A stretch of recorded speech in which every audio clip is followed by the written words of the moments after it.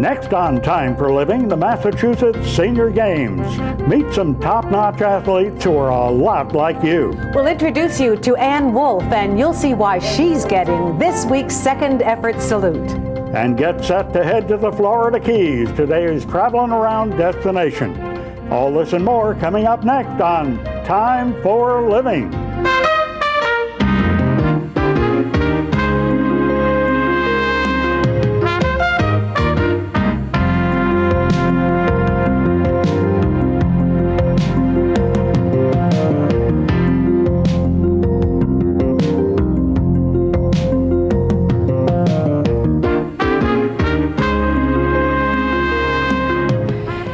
Janet Jagalian. And I'm Rex Traylor. Welcome to Time for Living. This is the weekly show that realizes that just because you're retired or approaching retirement age, that your life is far from over.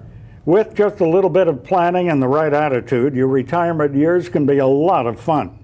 You may find you have more time to dedicate to your family, your hobbies, and all those other things you couldn't do while you were working full-time. Now this weekend, about 1,500 people, all older Americans, will be gathering in Springfield for the 5th Annual Massachusetts Senior Games. Time for Living's Barbara Brilliant introduces us to some of the competitors who are training for this big weekend. Bruno Arvid-Mackey is 79 years old.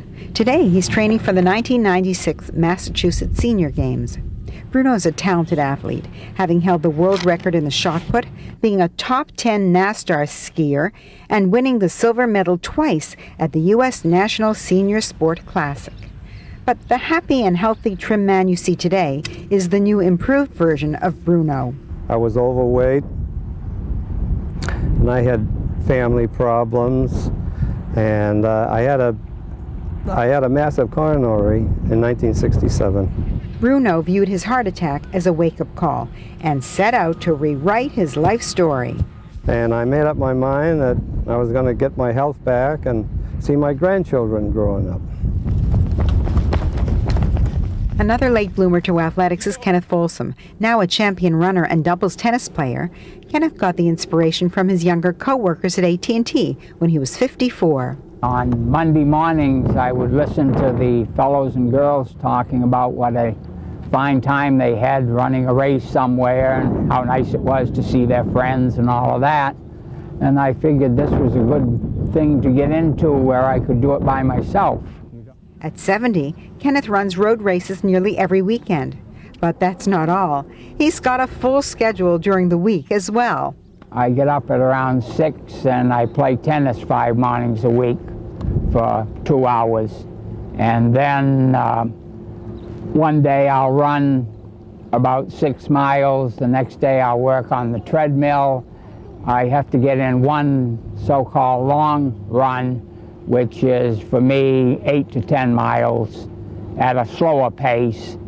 And then you just vary those as the week goes on. Kenneth and Bruno started reaping the benefits of exercise after the age of 50. But there are those who have been working out all of their lives, like 70-year-old Ray Cormier. Ray spent his earlier years as a football player, sprinter, and school phys ed teacher. At the age of 54, he began working as a chiropractor. Today, he's in practice with his daughter. He isn't the least bit worried about older people exercising. We'd rather wear out than rust out. The Mass Senior Games began 5 years ago with about 150 competitors. This year, 1,500 athletes are expected to take part.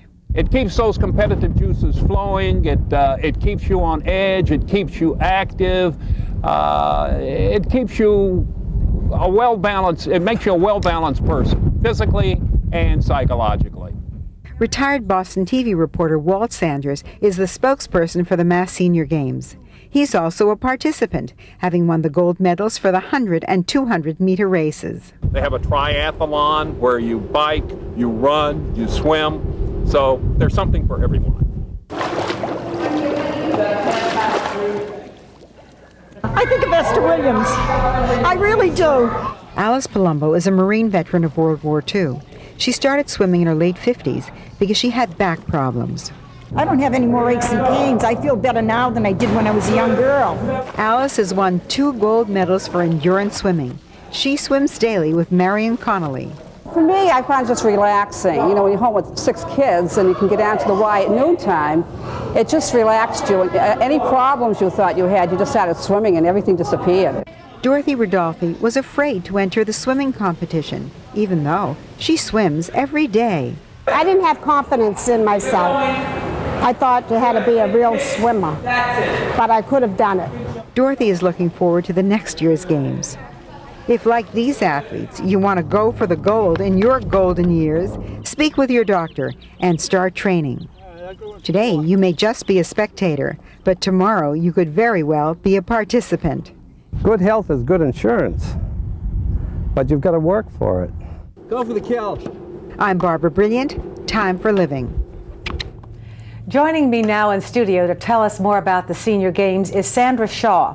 Sandra is a Senior Game board member as well as a long-distance race walker, and she's also the manager of community relations at the Bank of Boston, one of the major sponsors of the Massachusetts Senior Games. And in a few minutes, we'll begin taking your questions about the Massachusetts Senior Games. Our number here at Time for Living is 617-244-3344.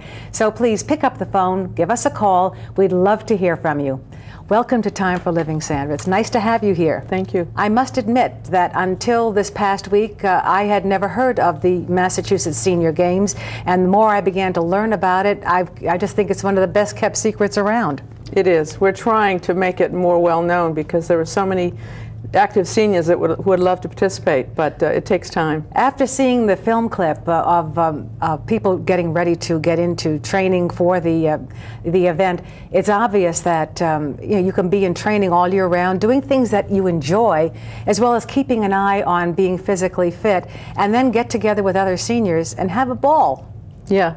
Well, that's how I got into race walking. I basically was a walker and just decided that I wanted to be a little more competitive, and so I learned how to do that. Mm-hmm. Was it because of the sponsorship of the Bank of Boston and your involvement there that you knew about this event? I knew about the Senior Games. The Senior Games. Yes, I was actually one of the people that got it rolling because the bank was sponsoring it in several other states, and when we looked around in Massachusetts to see if we could get a board, there wasn't any, so we helped get it going with Springfield. And interestingly enough, today I was speaking with some people at work, and one of my fellow workers, her father is a physician, and he works the tent, as they say, at the New York Games, and so this is pretty much a national effort as well. It's in all the states now, all of the states. And now, if you qualify in some way at the Springfield Games, then you go on to the National Games? Well, this year is the qualifying year. So we're all excited, those of us who will compete this weekend. And if we get a certain time or whatever, a place, we can go on to compete next year in Tucson, Arizona against all the other states. So that would be exciting. All right, tell me about some of the events and what people are going to be actively involved doing.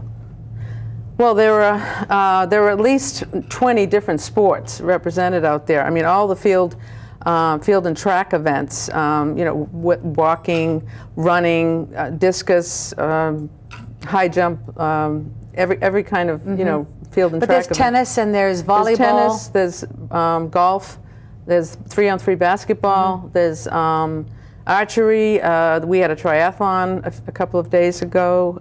Believe it or not, that's what wows me. And last winter you had qualifying rounds for hockey as well as skiing, is that right? We had events. We don't have qualifying. There is no state, there's no national winter games as yet, but we have skiing, high jump, I should say the slalom. We have the hockey, which was very popular. And these are all people who are over 50. Over 50. Yeah. And they're playing serious hockey. Well, serious, no check hockey. Well, that's good to hear. But now it's all taking place this weekend. How is it too late for anyone to get involved at this point?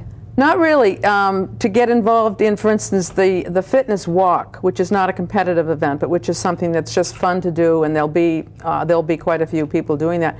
You can still go out and you can register on Friday. It starts at 10 o'clock. At Springfield College. Springfield College, and so people could participate in that. As far as the competitive events, the deadline has passed. But I would encourage anyone who is interested in maybe looking into this to come out and watch, because it's fun. So there's no charge to observe this, so that if you're at all interested in getting involved in the future, say next year, and maybe qualifying to go on to a national senior games, this would be a perfect opportunity to go out and observe what's happening. I understand there are about 23 different events that you can get involved with.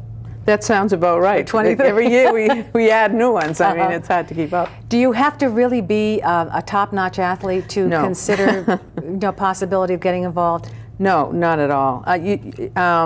You can be, it's recreational. There are some really good competitors as well who are working on their time and so forth. We're all trying very hard, but I would say that there are very few what you would call, top-notch athletes. A lot of people have been competitive athletes in their youth. Sure. But there are a lot of us that have just been active throughout, or have just started to get active, and just this is such an interesting and never fun too thing. late, right? Never too late. Let's take a call from Kelly from Seabrook, New Hampshire. You're on Time for a Living, Kelly. Hello? Yes, go ahead. Yes, I was just calling up. I was wondering if you had any activities in the senior games for people who play racquetball or golf. Yes, there is a racquetball. There is racquetball. There's racquetball.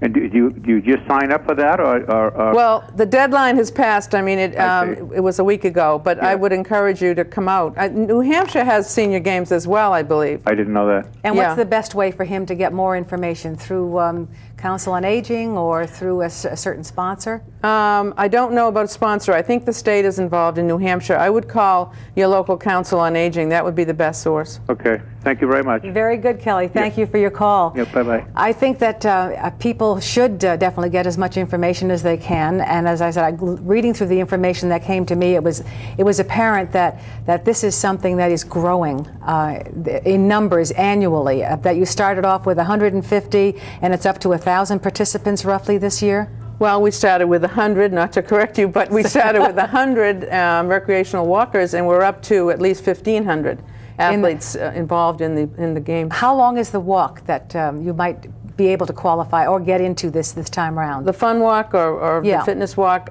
there are a couple of distances, I believe. There's a mile, and there's also a 3 mile. And now the walk that you do, the race walk that you're involved with, that's not the fitness walk? No, the race serious. walk is, well, it's fun, but it's serious. I mean, there's a technique to race walking. It's that walk where people sometimes look like they're waddling a bit. They're waddling a bit, but what it is the leg that bears the weight has to be straight. So at all times, your feet a foot has to be touching the ground, and your arms are going and so forth to keep you moving forward. That looks as though it's hard to do. Is it difficult to learn? It's not difficult to learn. I actually learned through reading a book. I mean, I never was shown. Last year I decided that it was time for me to put my money where my mouth was, and decided that I should compete. And I read a book about it, and a friend of mine, a fellow, has been doing this. He showed me a little bit. I watched the men do it, and then I said, okay, I'm on. Right. That's how I got into karate. I was watching and seeing, hey, if they can do it, why can't I? So it's a good opportunity to say, there's no reason why I shouldn't give it a try. Exactly. Well, when Time for Living continues, we'll be taking your calls for Sandra Shaw. And if you have any questions about the Massachusetts Senior Games, please give us a call. Our phone number, 617-244-3344. But please stay with us. We'll be right back.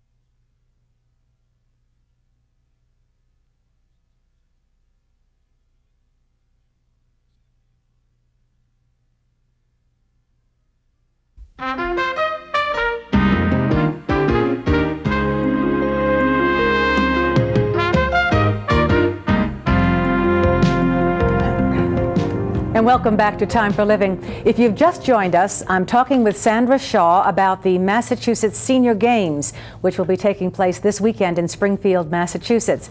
Now, you can join in our conversation with your questions or comments by calling us at 617-244-3344. So please do pick up the phone and give us a call. We want you to get into great shape, and this is a wonderful opportunity. I want to know what if people are not really athletically inclined and they just think this whole concept is just terrific, how can they get involved? Well, first of all, there is the fitness walk, which is really not competitive, and of course volunteers. We use probably 150 volunteers over the weekend. It runs Friday during the day, I should say. Friday night, there are some events Saturday and Sunday morning. So there's a lot of people that are needed to help, and the registration and just helping at the various venues, because we do it in many venues with all those sports. So it's a massive planning effort as well, isn't it? It's a year-round job. Because I'm sure there are many events that are running simultaneously in different parts of the campus as well as around the city. Yes. So that you can't be participating in everything, obviously. No, you have to pick and choose, because there'll be golf off at the city course, and that would be on a certain day. And if you wanted to swim at the pool, then that would be another time. And you could be exhausted, actually. But it's $20 to the fee that you pay to get involved. Yeah. And that's not per event. That's for a couple of multiple events if you choose to do so. Yes, exactly. How tough is the competition? I know it's not, threatening to one's psyche. Not tough. I would have to say it's not tough. I'd have to say that because most people I did well. Like on the tape, a woman was saying that she didn't think she could do it because she didn't think she was a real swimmer. But do you feel like you have to have been an athlete before? Not necessarily. If in olden days, as we say, some women, for instance, didn't get involved in sports much. They were too busy doing child rearing and other kinds of things that were appropriate. Nowadays, we're all active. A lot of us are active, even though we may not have been. So there's all different levels of experience, I would say. But if you want to do it, and if you feel like doing it, that's usually an indication that you probably can do it. Absolutely. Tell us a little bit about the corporate sponsors of the Senior Games. Are there many? No, we don't have many. Bank of Boston is the presenting sponsor and the founding sponsor, and we have always had the City of Springfield and Springfield College as the host city and host site, and they do much in kind for us. Plus, we have U.S. Healthcare. We have the Department of Elder Affairs, which also contributes an amount of money and support. And then there are smaller sponsors. There's a health expo going on all weekend where you can go in, and there are different companies and so forth there, and they have all had to pay a certain amount in order to show their wares and to talk with people and so forth. So that's how it is.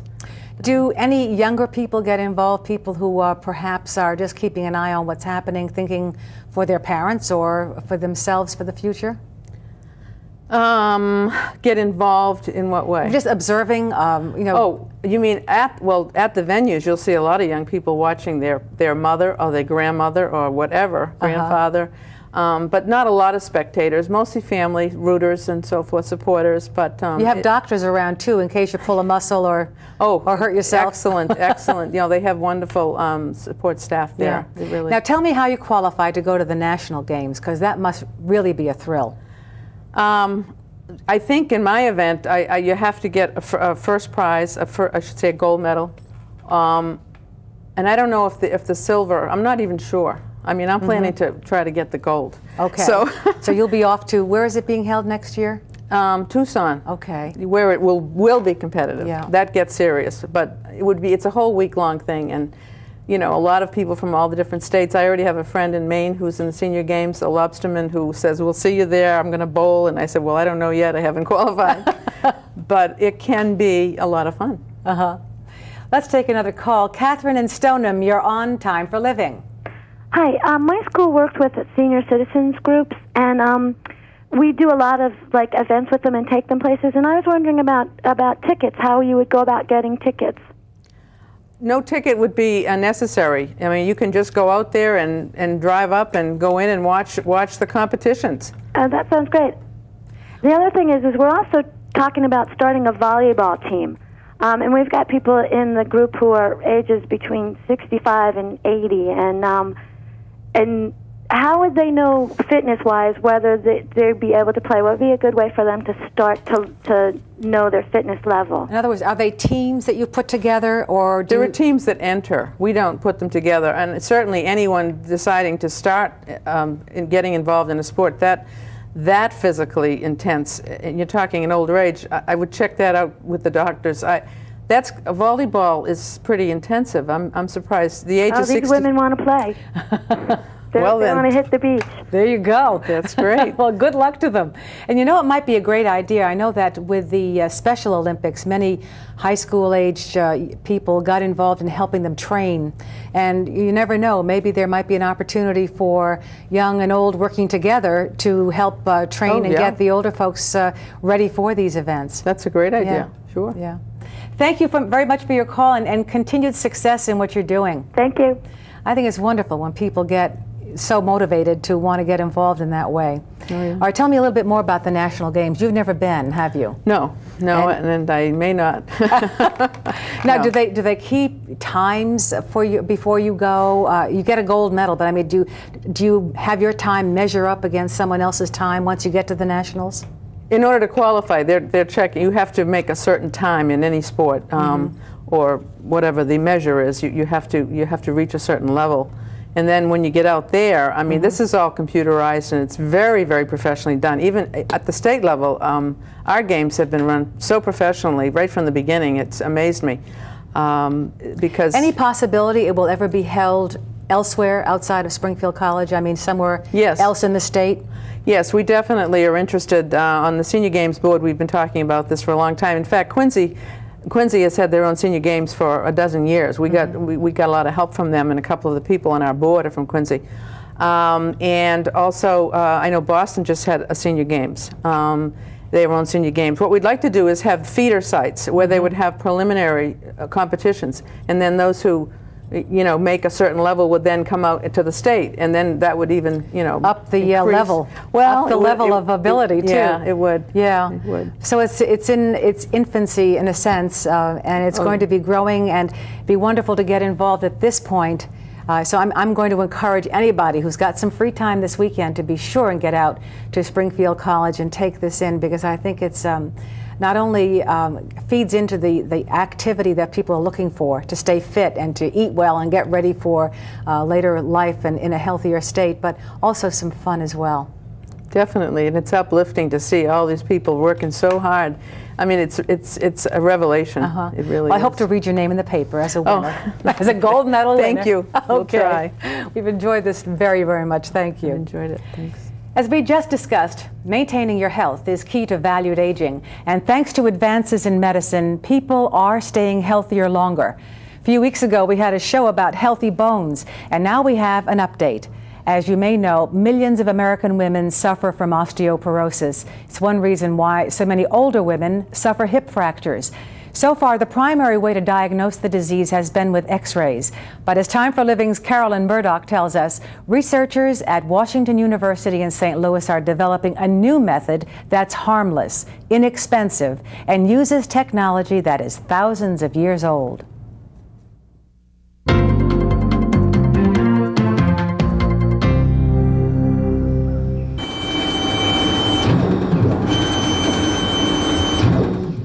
This is the way osteoporosis is diagnosed. It's not a painful procedure, but it is expensive, long, and uses radiation for X-rays. That limits its use. The patient is exposed to radiation, so we cannot do the same procedure many times in a short period of time, like 3 or 4 weeks or 4 months. I would like you to put your chin on your hands, and I'm going to position the instrument. Now researchers from Washington University in St. Louis are working on a new way of diagnosing osteoporosis. It's based on a principle that's thousands of years old: sound and vibration. What we measure is the ability of the bone to dampen sound and vibration, and we have found out both analytically and experimentally that this is directly related with the tendency of bone to fracture. Here's how it works. When a sound wave hits the bone, a computer analysis determines how the sound bounces back, or the amount of damping. Damping is easily demonstrated on the coffee cups. I hit them. You see how different the sound is. And the difference between the two cups is that this cup has a hair-like crack, barely visible, and this little crack creates such a big difference. This is what we measure in the bones. Researchers say the test is quick, inexpensive, and easy to use as a screening tool on the general population. They hope it will eventually be used to diagnose osteoporosis in its earliest stages. Physicians are telling us that if we do that, then they will be able to attack the disease and cure it before it is fully developed and cannot be reversed. I'm Carolyn Murdoch. Time for Living. Researchers from Washington University hope the device will be available to doctors for general use in about 3 years. Up next on Time for Living, meet Ann Wolfe and find out why she's getting this week's Second Effort Salute.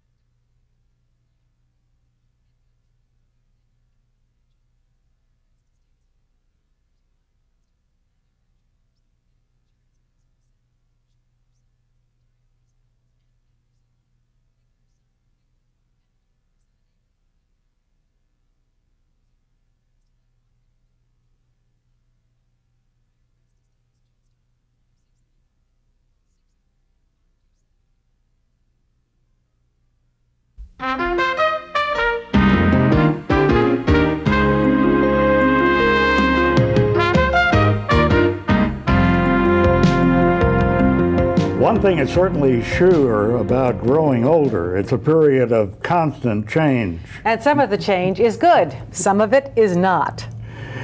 Well, losing a spouse certainly is not change for the good.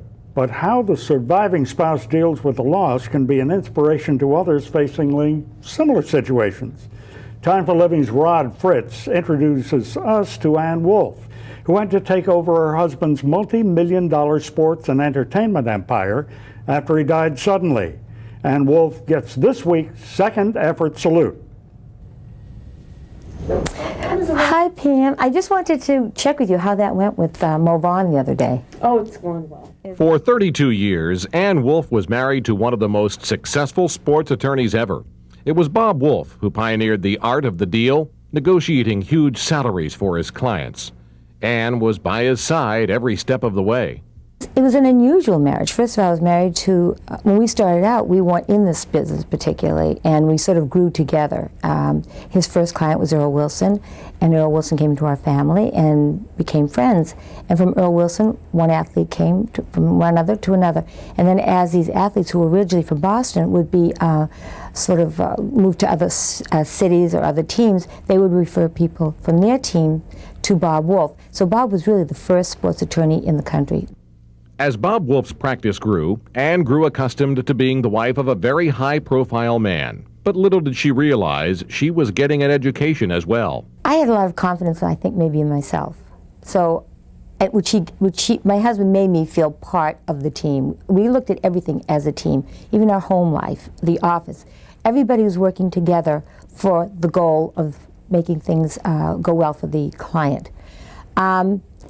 When he came home, our children were involved in the business. You could come to our house for dinner, and there would be Larry Bird having pizza with the kids or going out and playing basketball. So it was pretty unusual. It was a pretty unusual life. I did not know or realize how much I was learning from him while I was married to him. I was so much part of what he was doing as far as being at home. Many of the negotiations would happen while we were at home while we were eating dinner. With Doug Flutie and Donald Trump, I remember when he was doing the contract with Donald Trump, we were sitting at the kitchen table and Bob was on the phone talking to Donald Trump, you know, finalizing the deal for Doug Flutie. That happened all the time. But Ann's life changed drastically in late November 1993. Bob Wolf died of a heart attack at his Florida home. His sports and entertainment empire was now Ann's responsibility. Mostly everybody said, close it now, right now, don't go forward. Because without Bob Wolf there, he's the kingmaker, he's the, you know, he's the lion. Either people are going to take such advantage of you, you're going to go, and this is bad, it's going to happen. And the more they said that to me, the more determined I became. I will not sell it.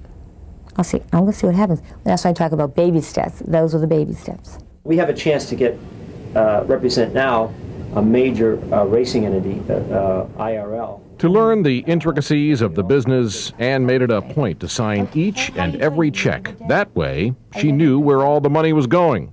I started to think of the business as running a home. If I spend too much and I don't get back, then I'm doing something wrong.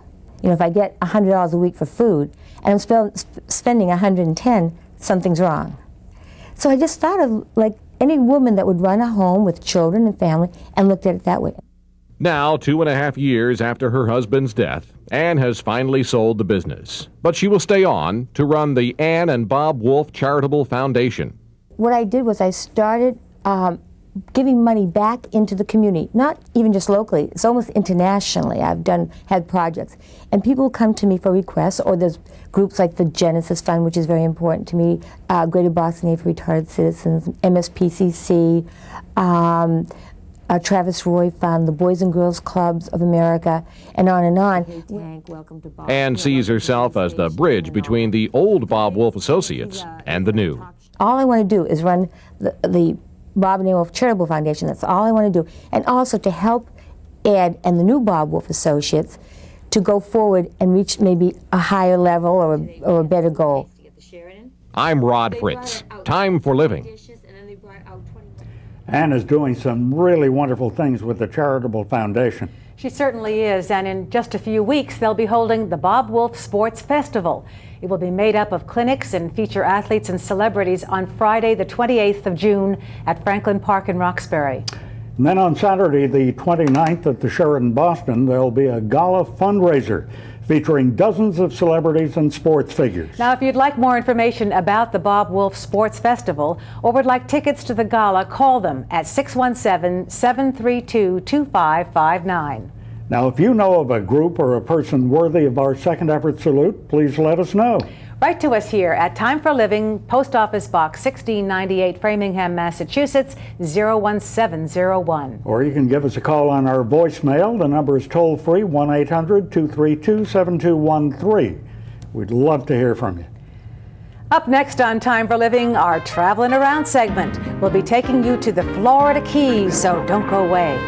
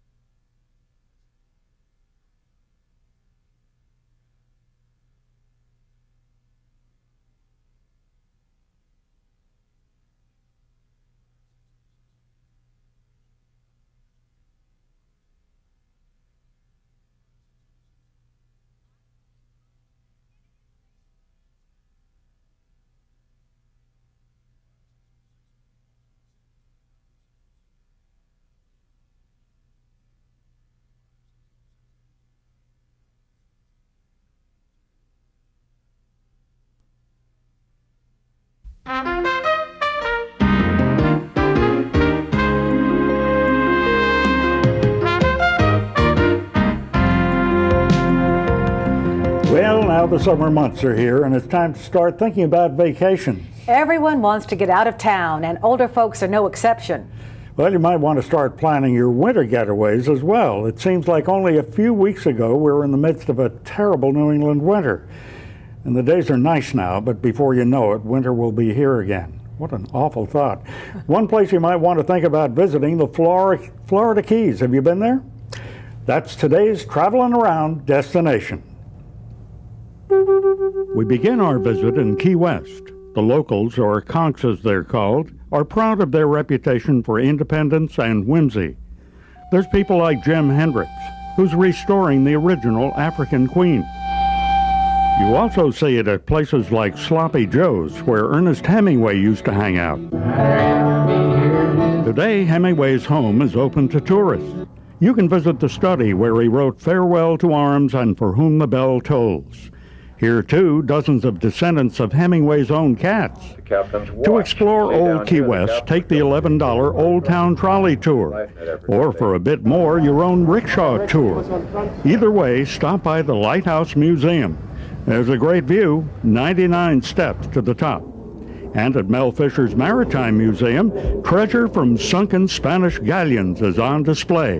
This one is $40,000, but you do get a free T-shirt if you buy this today. That's our special. Besides being the southernmost city in the continental U.S., Key West is proud of another tradition, the Sunset Celebration on Mallory Dock.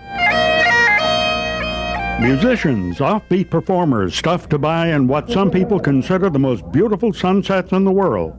Enjoy it on shore or aboard a chartered sailboat like the Miss Texas. Winter weather in the Keys is sunny and mild with occasional cool, cloudy days. Accommodations range from $15 beachfront campsites to $40 motels, all the way up to big resorts, close to $200 a night. While in the Keys, charter a boat and go fishing. The new attitude among Key fishermen is to catch and release marlin and other trophy fish to keep their numbers from dropping. If you do land a big one, let it go. You can still have your picture taken next to a replica back at dockside. Smaller fish can be turned into dinner. There's a renewed interest in preserving the Keys' wildlife. On Big Pine Key, they're trying to protect a handful of endangered tiny key deer. Their biggest enemy, speeding cars. Get ready, because here he comes. Another favorite attraction of the Florida Keys are the many dolphins. For years, the best way to get close to the lovable mammals has been a dolphin show like this one. But now you can swim with the dolphins at the Dolphin Research Center on Grassy Key. They're so intelligent, they're almost like human beings. It's just terrific. They're better than human beings. You immediately sort of have a feeling for them. You know, like you've made new friends. It costs about $65 to swim with the dolphins. Swim times are usually filled weeks in advance, so call ahead for reservations. The beautiful Florida Keys, today's Traveling Around destination.